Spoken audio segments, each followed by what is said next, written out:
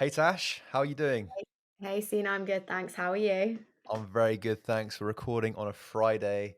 It's been a pretty long week for me, and I think it's been a very long week for you, as you mentioned before we hit record. I guess how has your week been? Yeah, I actually was explaining to someone before, and I'm sure every founder can resonate that every day feels like a week and every week feels like a minute. That somehow at the moment the days are going past so slowly, and you feel like every day, the roller coaster of emotions just makes you feel like you've gone through an entire week. But then I get to Friday and I think, oh my God, where's the week gone? It's just literally flown by. So, been another one of Mm. those weeks, but really positive, kind of looking back at it. How has yours been? Yeah, I mean it's exactly the same as yours, where as like a founder, you get so many different emotions pretty much every Mm, day. Like I mentioned to you on the call, but like we're like semi planning on raising money fairly soon, and it's like we had a call with investor, and like it didn't go as well as we wanted it to. But then I got like a message from one of our customers saying like, I love the products and I love this. I'm going to be using. I'm going to Peru on a business trip. I'm going to use it for like everyone, and it's like getting messages like that is really nice. mm, And it's kind of like what you kind of live for as a startup founder. yeah, But that was all in one day, by the way. That's the thing. Like everything kind of goes up and down. It's pretty crazy. That was yesterday. It's pretty yeah. crazy. Yeah, no, I was having a day like that a couple of weeks ago, and my friend sent me that day. Stephen Bartlett did an Instagram post, and it was kind of a graph of, how you think it's going and all the little blips in the middle. And you just have to look back so retrospectively and just think about actually the bigger picture. Because if you focus on the minor things, you can get put down really, really quickly. And I think that's something in the last 6 months I've really focused on, and kind of Mm, my mantra was don't sweat the small stuff, think about the bigger picture always, because it's very easy to have something go negative and then just adopt a negative attitude for the rest of the day. So you've really got to focus on mm. the bigger picture. It's something that I Yeah. work on every day. I definitely found myself going down that sort of like hole, and it's quite bad. Like Mhm. I normally those sort of things don't get to me. That's the thing. But then like yesterday, it did actually get to me. I was Yeah. like, oh god, like I mean, it just happens. It is natural. But I guess like for you, how do you kind of overcome those things? Yeah, so I think at the start I was really, really bad at it. Like I'd have an awful call and then just go and sit in my bed and cry. And then I think for me, it's around the network of people that I have around me, the people in my founder communities that I've met over the last year or so, my friends that have startups, kind of just sending a voice note, ranting about it, and then just getting on with it. I think that having people around you that understand what you're going through is really, really important, because if you internalize all that frustration, it will just give off negative energy. Mm, And I think a founder's energy is probably their biggest asset. So I think that being able just to send a voice note to my friend and just say, oh, I'm so annoyed this just happened, and then just get on with it. So almost kind of internalize it to someone else, yeah. and then just give off positive energy for the rest of the day. I guess the perception of entrepreneurship kind of from the outside is like obviously you're going to face negativity, but it's kind of like you just like don't really care about that. But I think what I've kind of realized more and more is that you should care about it to some extent, but it's kind of like how do you kind of move past that more than Mm, anything? And it's like so when you just said like yeah at the beginning it was just like you get those sort of calls and you just like cry on your bed. I actually really like hearing stories like that because it makes kind of entrepreneurship feel very human, yeah. like because being the host of this, I get so many sort of like people trying to come on the podcast, and a lot of them are just like there's some of these like bullshit entrepreneurs on like Instagram, those sort of people, and it's like I don't really want to give a platform to these sort of people because they're literally just going to talk about all the like money they make, and it might be fake by the way. Like that's another thing, it might not be real, but Mm, so yeah, I have to be pretty careful. I don't know what the point was originally, but I have to be pretty careful on like who I bring on because I want that story to be very honest. And I yeah. think you obviously we'll talk about raising money in a bit, but the fact that you've raised like this much money, I'm not going to say it, I'll let you reveal, but this much money, but then at the same time you're saying that it does it definitely like well for me it gives me a lot of hope, and it probably gives a lot of hope to other people listening to this podcast, I would say. So Yeah. yeah, I think it's good. Yeah. It's definitely, I think it's just about flipping those negativities into learning opportunities, which in the moment is impossible. And at the end of the day, I'll look back and ask myself why at 1 p.m. I wasn't trying to flip that negativity into a learning opportunity, and why I was being moody and horrible about it. But I think that, looking from the outside in and thinking about all the negative things that happen and actually how they make you a better entrepreneur, because it's all about building your own resilience. And I think that is something that no one, when you think about the feature, the character traits of being an entrepreneur, you hear driven, passionate, energetic, confident. You resilient is a word that I don't think is emphasized enough, and in my opinion is the most important trait Mm, for an entrepreneur to have, is all around that personal resilience, mm, which is something that I know that I'm building up every day, and I'm not perfect at it yet, but hopefully I'll become more and more resilient as the kind of years go on. mm. So I guess like let's jump into Slip. But I guess actually before we jump into Slip, what were you kind of doing before you started your own business? Yeah, so straight, even before I went to uni, I was always a very keen bean career person. I was desperate to be in the corporate world. I had a mentor at Accenture when I was 16 through a program at school. And I remember one day she took me into this innovation room and I thought, wow, like this is what I want to do. I want to be in innovation. I want to be in management consulting. That's so cool. So during uni, I did a couple of internships at KPMG, and then I joined there straight out of uni. And I loved the whole big city corporate life. I loved getting dressed up, going to work, working in banks, working in Canary Wharf. It was just amazing. And then just before the pandemic hit, I decided just to change consultancies. I still wanted to stay in management consultancy, but I moved to a firm called Gate One, which is more focused on digital and business transformation. But they had an amazing focus on entrepreneurship. And it was this idea that if management consultants thought like entrepreneurs, we would approach client problems more creatively. And there's tons of people within the business that have side hustles and businesses which are just so aspirational. So that was a big, big driver for me joining there. And yeah, so before, literally until the day until I left to start Slip, I was working in consulting for Gate One, and I Mm, and I loved it, and I wouldn't change that for the world, because it's a great foundation to learning yeah. about basic corporate skills. And my old employer are the most amazing company ever, and if anyone's listening and wants to go into consulting, you should really consider Gate One, because they're amazing. And they didn't I pay guess me to like say that. no, they don't pay the podcast either to say that. But like before, I guess like a lot of people say, what? So you left them to start your own business, right? Or did you start it kind of at the same time as working there? Yeah, so it was, I had the idea before I joined, but the ability to kind of start working on the business whilst I was still working there was because they had the incubator. So they were really encouraging that I was working on an initiative outside of work, which I think a lot of people that have businesses while they're still working, it's very secretive. They don't tell anyone at work. It's all very Yeah. hush hush. But Gate One were incredibly supportive of that. So Slip was actually born out of the Gate One incubator. And even now that I've left, they're still incredibly supportive. I still check in with all the other entrepreneurs every fortnight. We share stories. It's kind of a really great community to be really collaborative with. That's very cool. That's very cool. So I guess like just in like time's interest, I guess what was Slip at the beginning when it was just an idea? And I guess how did that incubator kind of shape what it is? I guess it must have shaped the early kind of thinking of what it is now, right? Yeah, so really early start was just me trying to solve the problem that I had as a customer. I had been in Zara. I was trying to return a pair of trousers because the buckle had broken. And after queuing for half an hour, I got told that because I'd lost my receipt, I wasn't entitled to an exchange or a refund. And I was so frustrated. And I knew that good startups come out of solving a problem. So that Hmm. was the problem I was trying to solve. And then it was really only kind of through the incubator, but also the accelerator program I did called the Founder Institute, did I completely change my perception of the problem statement and really viewed my customer as someone different and my customer as the retailer, and really kind of sought out to solve the problem for them. So I think the main thing that the incubator and Founder Institute did for me was a, who is the customer and what's the problem, but b, is this an idea that's worth, does it have product market fit, what's your go to market strategy, how do you acquire new customers, and kind of teaching you all the startup jargon that you definitely need to know, because I think that it's a whole new dictionary that people just enter when they become entrepreneurs.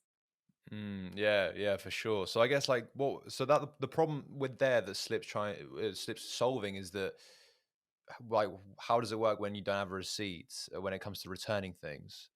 Yeah, so that was the customer problem, and actually most people don't know, but receipts are awful for the environment. So 90% of them Hmm. in the UK are coated with BPA, which was the plastic chemical that was banned from water bottles and sippy cups, etc. So the UK produces around 11.2 billion receipts a year, so by no means a small amount, and most of them can't be recycled. So it was the sustainability and, customer inconvenience that I was really trying to solve. But actually, the retailer problem is so much bigger, which is they have no way of communicating and understanding in store shoppers like they do in the online world. And that creates such a big data gap. And there's just such a lack of personalization and omni-channel experiences. Hmm. So, really, by using the receipt, it allows customers to be, convenient and sustainable, but retailers to really understand customer omni-channel journeys, which is a big topic post pandemic now that so much of shopping is done online. Hmm. So I guess how would it work? Because you're kind of fusing the online like purchasing experience, but offline. So I guess like how does it work?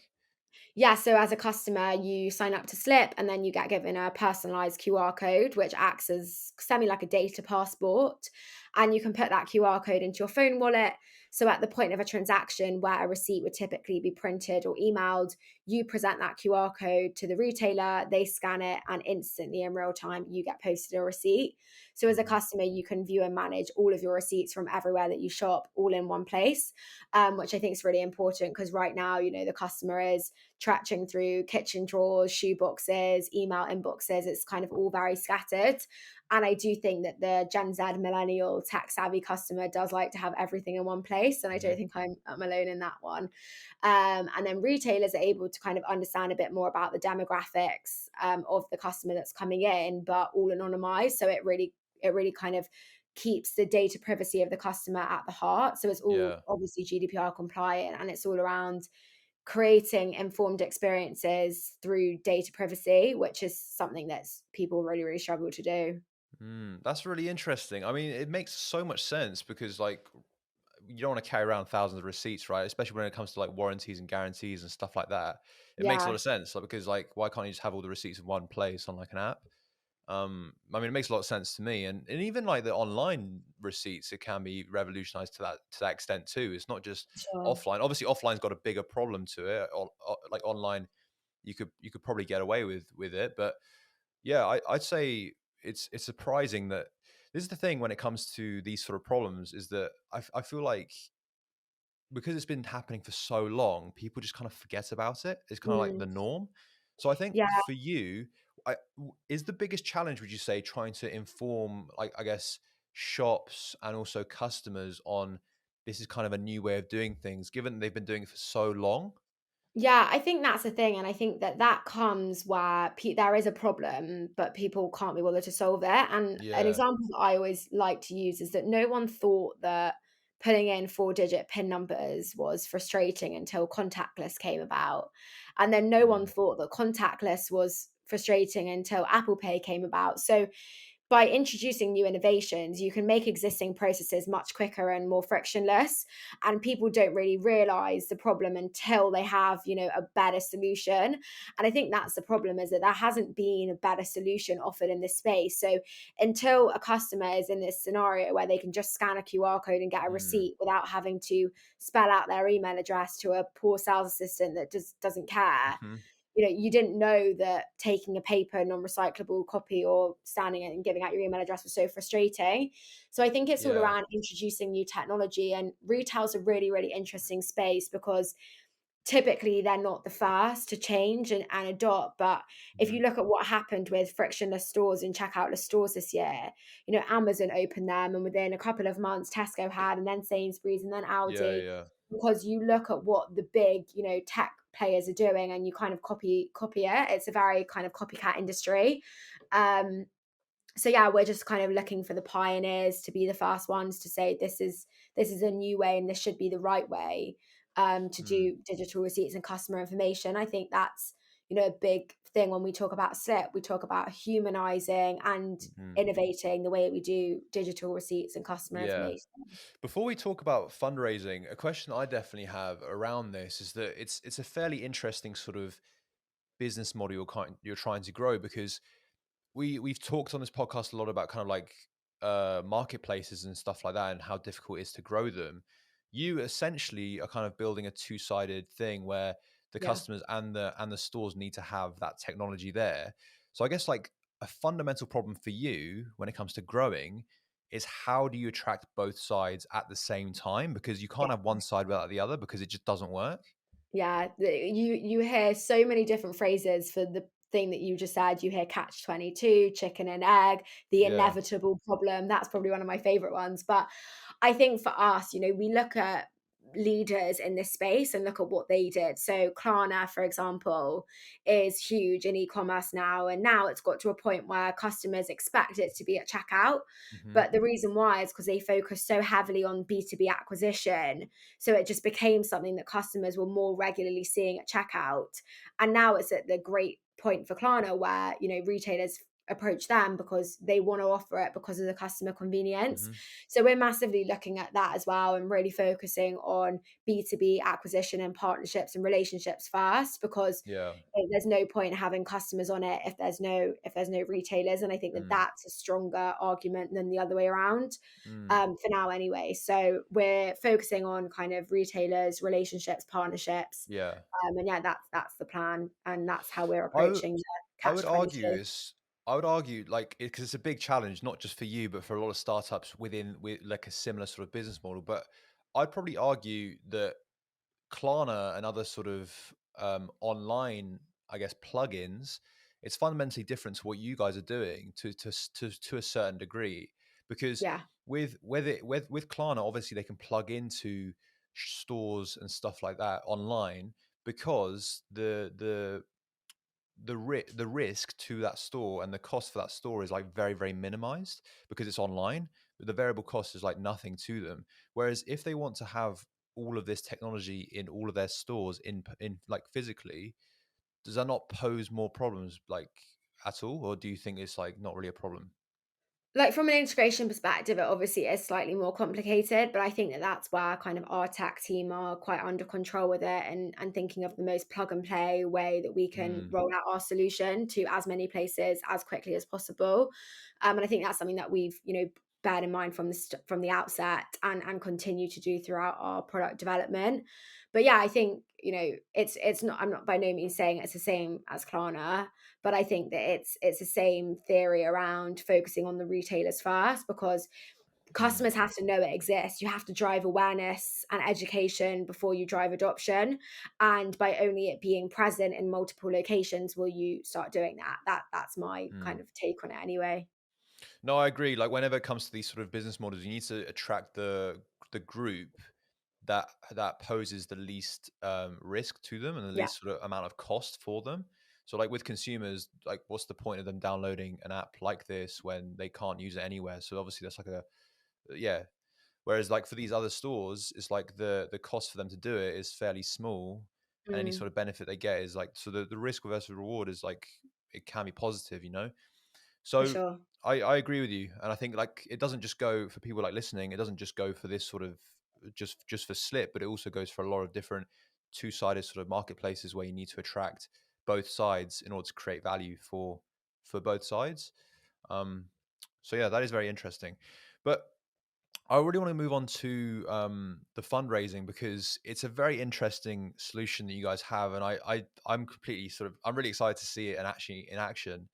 So I guess before we jump in, I guess you can announce now kind of how much you've raised, right? So Yeah. is this the first time you've announced it, or have you announced it on LinkedIn? Is this like a podcast No, I haven't even exclusive? announced it on LinkedIn Oh because my god, literally, this is a like, podcast as exclusive. as Let's we go. speak, right now, the legal docs are all being signed finally after kind of a couple of weeks of back and forth. But yeah, so we have raised £750,000 as our pre-seed round, which is very exciting. It's been a lot of hard work, but I'm very, very grateful for kind of all of our investors for believing in us and kind of backing us to take this to the next level.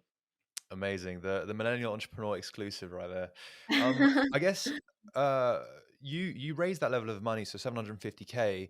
Um, before we hit record, you said you're pre-product now and pre-launch, which means that I guess you haven't got something that people can actually like. People aren't paying for it, like customers aren't paying for it.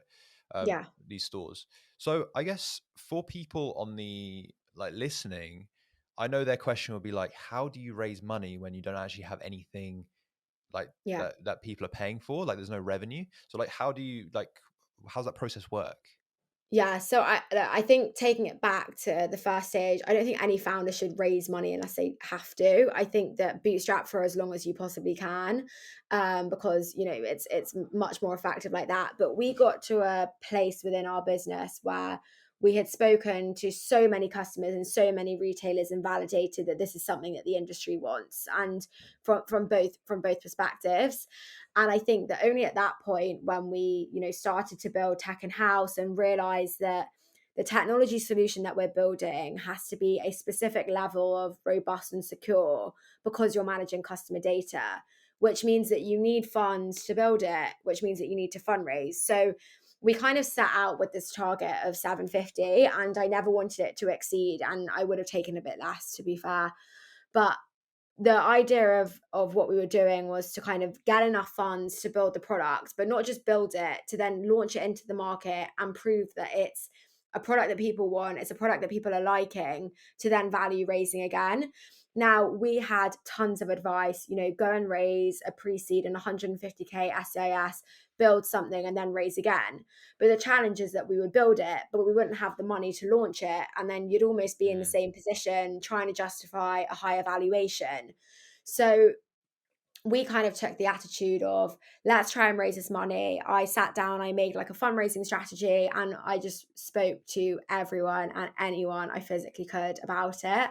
And the thing that I valued the most about the entire experience, obviously, all the people that said yes, I value them tons, but I also value all the people that said no, because I learned so much from the reasons why people weren't interested. And I think that every no I got felt like a bit of a stab in the heart, at the time, because I, at the start, was taking it really, really personally. And I had to learn not to do that, because it wasn't personal and people said mhm, no to Airbnb and Uber, and they're kicking themselves in the foot every day. But it was just, how do you create a fundraising strategy and execute that? And I think that that's the advice I would give to anyone looking to raise, whether you're pre-product, post-product. Actually have a strategy in mind. Don't just, mm, speak to every single investor in the world. Think about the value that they can bring and why you're approaching them and why they should be working with you. yeah. Because if you already have that in your mind, you spend less time trying to justify to them that it's a good opportunity. So yeah, that's kind of high level how I did it, I Mm. guess. That is really interesting. I know loads of people will be like, how can you raise money without actually having like revenue or anything in the bank? Like, how can you justify that? So I guess like I've seen it so many times though, by the way. Like, it's not, I'm not like pointing you out or whatever, but it's just, it's an interesting point to make, because a lot of people would think you need certain metrics there. So I guess like, how would it be possible for, I guess it's not as easy as just like having an idea and pitching it to investors, right? No, as in, like, look, we've got 6 to 700 people on a user wait list without spending a Mm, pound on marketing. People are exactly. actively looking for our solution. So, if I start spending some money on advertising, I'm sure that wait list will increase. We have a retailer already committed. We have ongoing conversations with quite a few. So, I think that's that. But without doubting my strength as a founder, I think that a big part about my ability to raise has been the strength of my advisory team. That actually people look at the advisors that have, said they want to get involved with Slip and are coming on as formal investors and advisors into my business, and thought those people can really drive this forward, and they have the industry knowledge, the industry experience to work with me on making this, the next big thing. So I think that's my biggest advice to people, is get amazing advisors. I have never been under the impression that I can do this on my own. And if I was, Mm, I would be back at work and not doing this anymore. I, as well as all the other guests on your podcast, are young. And, although I have a whole thing about age, and I hate when people ask how old I am because it makes me feel like they're questioning my ability, mhm. I also do recognize I am young, and there are people around me that understand the space way better than I have and have worked in it for 30 years more than I have. So listen to them and take advice and guidance from them. And then that's how the business will drive forward. That's very interesting. So it's not just kind of like, you said a few things there that I definitely want to emphasize, because a lot of people kind of, when you because they just kind of see it on Dragon's Den and all this type of stuff when it comes to raising money. But you had a few metrics there that do justify raising money, right? Like the 600 waiting list is something that doesn't happen by accident. The Mm. like retailer waiting and already committed, and then the other ones in the pipeline that you can show a very strong pipeline, right? So these are things that kind of you, for anyone listening, you can't just have an idea and then start raising money. Like having Yeah. those metrics in place in replacement for revenue or whatever, or like user growth, because some businesses don't work that way. um then yeah, then you can definitely justify going out for raising some money, because otherwise it's just literally an idea, right? Yeah. um I think there are tons of programs out there as well. Like I would recommend anyone to do an accelerator program. Fundamentally, I would say my business would not exist if I didn't do Founder Institute. But there are so many. There's Techstars, there's Y Combinator, there's Founders Factory. There are so many great incubator programs that really help drive your business forward. And also, a lot of them do give you funding as kind of a replacement for, not replacement, as a reward, I guess, for taking part in the program. So I think people that think they have a great idea and really want to validate it and then potentially kick off that fundraising process, I'd really encourage them to look at those programs. Founders Institute doesn't give you any investment, but they definitely teach you how to, go about thinking about investment and raising that capital. hmm. Also, it gives you a lot of like clout and a lot of sort of like credibility as a startup, Mm, because like we just got into NatWest Accelerator, my startup, and well done. already kind of like having that badge on our pitch decks and just being able to tell Mm, people, it gives us a lot of like credibility, right? It's like a big company like NatWest is backing us, and yeah. it's the same goes with all of these other like tech stars and all these other like incubator and accelerator programs for sure. um Definitely adds to that. Something that you mentioned like quickly before we kind of wrap up is the advisors. That's something I Mm, actually haven't heard before when it comes to like the strength of a startup, is having like official advisors involved. yeah. Because like we've got advisors involved as well in our business, and they definitely do add not just the knowledge that they bring, but also the credibility that I just mentioned. Yeah. So I guess like how valuable do they come in for both advice, but also when it comes to raising money? Like, do people look at that? Yeah, so look, I think it totally depends on the space you're in and who the advisors are. And I think that as a business, you can have informal advisors who are just like mentors and friends that you can call on. And I've got hundreds of them that, I could call up tomorrow and say, I'm really struggling with this. What should I do? But then there's bringing people more formally into your business. And there's, great templates of how you can do this. And you can give them share options and equity. So they're fully invested in the business as well. I think that my advisors are, the best people ever, and I can go to them with whatever problem. But it's more that from a raising perspective, I wouldn't say that they were like crazily important this round from an introductions perspective, but they will be on the other side of it in terms of acquiring customers. Hmm. But having said that, I've got plenty of introductions through my advisors, and people don't lie when they say your network is your net worth, and warm introductions and personal relationships are so important in the startup ecosystem, whether Yeah. that's user and customer acquisition, but more so investors. I can't tell you the amount of investors I applied for using a type form on their website and only spoke to them because I had a warm introduction. And I none of the investors I spoke to were anything but warm introductions. And I spoke to maybe over 30. So it Mm. just shows how valuable a network is around you, whether that's your advisors who can add value in that sense, or just kind of growing your startup network, and people that are willing to make introductions is really important. That's amazing. Yeah, I completely agree with you. I completely agree with you. Okay, cool. So I think we should probably wrap up there. It's been amazing talking with you, Tash, and talking about Thank Slip. I you. can't wait to see you guys use that money, build your products, and actually finally launch. I think that'd be amazing. So I guess how can people stay in touch with you and your journey with Slip in the meantime after this episode? Yeah, so for me personally, follow me on LinkedIn, Tash Grossman. I post quite regularly. I'm trying to launch a Founder Friday initiative, so I always like to highlight other founders. So you can definitely follow me on LinkedIn. Our website is tryslip.com. We have a wait list where people can sign up now for kind of exclusive access to the app when we launch around the summertime. So you'll see us in the App Store kind of July, August, as long as my developers aren't lying. And yeah, kind of really do follow us on LinkedIn and follow the journey, and more than happy to kind of speak to any entrepreneurs that are struggling with fundraising or just kind of kicking off the ground. I'm more than happy to share some other war stories and experiences. Okay, great. Thank you so much, Tash, again for coming on the podcast. I can't wait to see your product, and Thank yeah, chat you. soon. Thank you.